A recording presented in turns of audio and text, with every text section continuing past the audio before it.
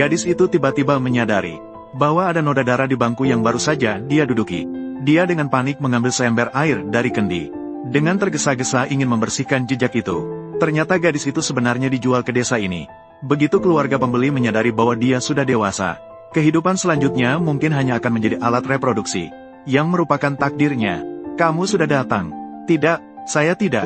Sangat baik. Besok, Fugui bisa tidur satu kamar. Setelah nenek itu menyadari perubahan gadis itu, ekspresi senang langsung muncul di wajahnya. Tawa itu terdengar sampai ke telinga gadis itu. Tidak peduli pada mantra yang memanggil kematian. Malam baru saja tiba. Nenek itu tidak sabar mengatur anak bodohnya untuk tidur dengan gadis itu. Namun dia tidak menyadari, gadis itu sudah diam-diam merencanakan pelariannya. Gadis itu pertama-tama menemukan si bodoh, menggoda dia dengan kata-kata, mengatakan bahwa pengantin wanita harus mandi sebelum masuk ke kamar, memintanya untuk membawakan seember air. Meskipun si bodoh tidak sepenuhnya waras, dia tetap mengingat nasihat ibunya dengan baik. Dia tetap menjaga di luar pintu, mengawasi sepatu di dalam rumah. Sama sekali tidak tahu bahwa gadis itu tidak mandi, hanya sengaja membuat suara aliran air, untuk membingungkan pendengarannya. Tidak tahu sudah berapa lama, si bodoh melihat tidak ada suara di dalam rumah. Dia buru-buru mendorong pintu dan masuk.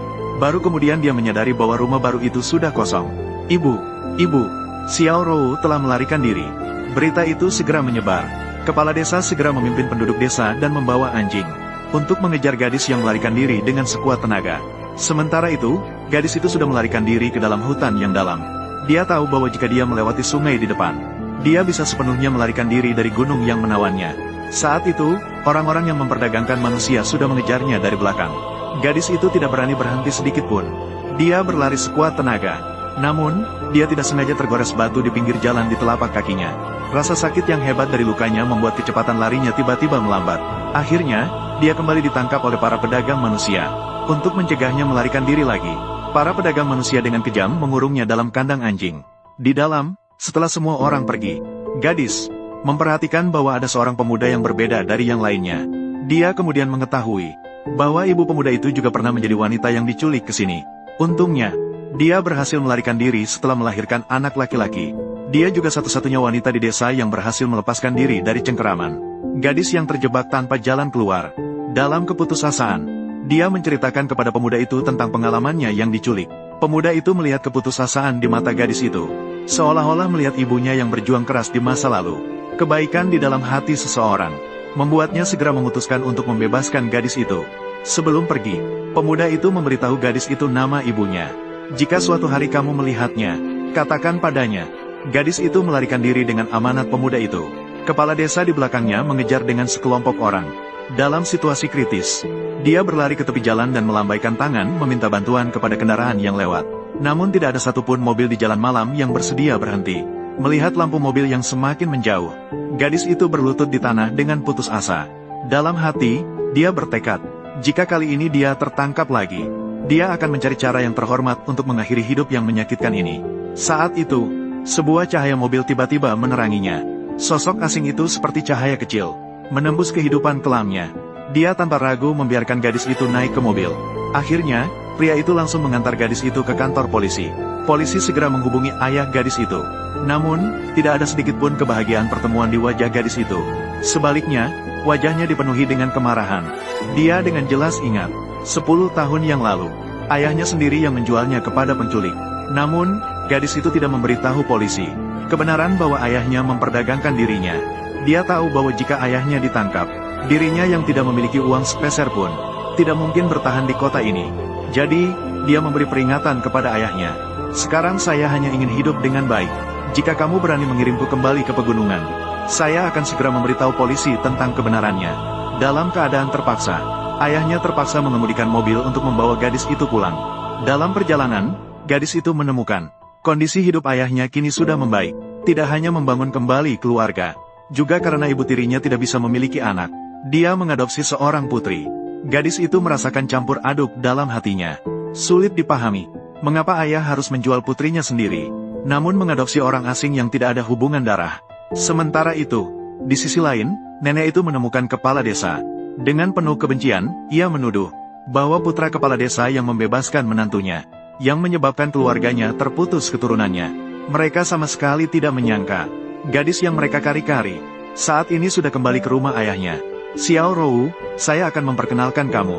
Ini Li Juan. Li Juan. Ibuku bernama Li Juan. Jika suatu hari kamu melihatnya, beritahu dia. Saat gadis itu bingung apakah istri ayahnya saat ini adalah ibu kandung dari pemuda itu. Ayah mendesaknya untuk segera mengganti dengan sandal. Ibu tiri melihat luka di kaki gadis itu, segera menunjukkan ekspresi peduli.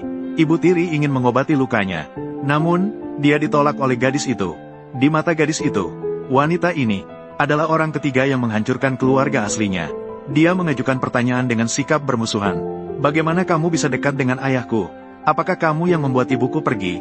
Ketika kami bertemu, mereka sudah bercerai. Setelah mendengar jawaban ibu tiri, kemarahan gadis itu sedikit mereda. Namun, tidak disangka, pada waktu makan siang, sekelompok penculik justru datang langsung ke rumah. Setelah ibu tiri melihat sosok kepala desa, kenangan mengerikan 20 tahun yang lalu langsung muncul di benaknya. Ternyata dia adalah satu-satunya wanita yang berhasil melarikan diri dari desa penculikan itu. Satu-satunya wanita yang berhasil melarikan diri. Setelah dia melahirkan anak laki-laki untuk kepala desa, dia melarikan diri dengan tubuhnya yang berdarah setelah melahirkan. Namun, dia juga kehilangan kemampuan untuk melahirkan selamanya. Kecemasan dan ketakutan ibu tiri membuat gadis itu tiba-tiba menyadari wanita di depan ini adalah ibu kandung pemuda itu.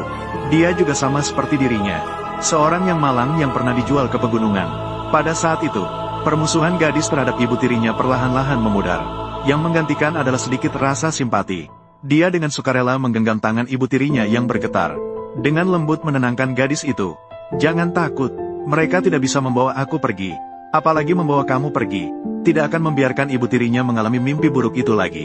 Dia meminta ibu tirinya untuk tetap di atas. Dia memperingatkan agar jika terjadi sesuatu, segera menghubungi polisi dan kemudian berlari turun sendirian. Bersiap untuk menghadapi para penculik. Ibu tirinya khawatir gadis itu akan diculik lagi. Jadi dia berlari keluar untuk memberitahunya agar tidak pergi. Jelas sekali, ibu tirinya tidak pernah bisa keluar dari bayang-bayang penculikan yang terjadi tahun lalu. Meskipun tahu pemuda di luar adalah putra kandungnya sendiri, juga tidak berani mengenali dia. Membayar ganti rugi. Benar, harga tetap 20.000. Ayah yang sangat pelit tidak mau memberikan uang kepada para penculik. Namun pihak lain tidak mau mundur, mengklaim bahwa ayahnya sendiri yang menjual putrinya. Kini putrinya telah kembali ke rumah. Kerugian ini harus ditanggung oleh ayah. Saat itu, gadis itu turun. Jika kamu tidak ingin memperbesar masalah, berikan saja uang itu kepada mereka. Dengan alasan apa? Jika kamu tidak memberikan uang, saya akan benar-benar membawa putrimu pergi. Gadis itu diam-diam berharap ayah bisa dengan cepat mengeluarkan uang untuk menyelesaikannya. Saya tidak bisa mengurusnya. Saya tidak bisa mengatur ini. Namun penolakan ayah membuat gadis itu benar-benar melihat betapa dinginnya sifat manusia. Bahkan terhadap putri kandungnya, ayah bisa begitu kejam. Sampai pada titik ini, gadis itu tidak mau mundur lagi. Segera memutuskan untuk melapor ke polisi. Meskipun harus hancur bersama orang-orang jahat ini. Pada saat yang kritis ini, ibu tiri tiba-tiba keluar dengan membawa pisau. Siapa yang berani menyentuh putriku? Aku akan membunuh siapa saja.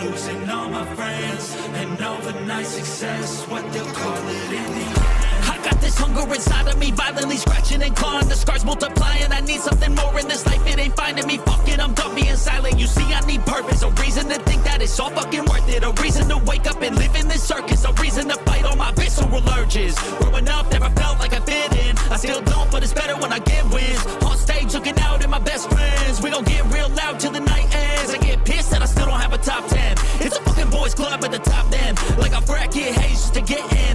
I ain't doing that shit, I don't pretend. Yeah.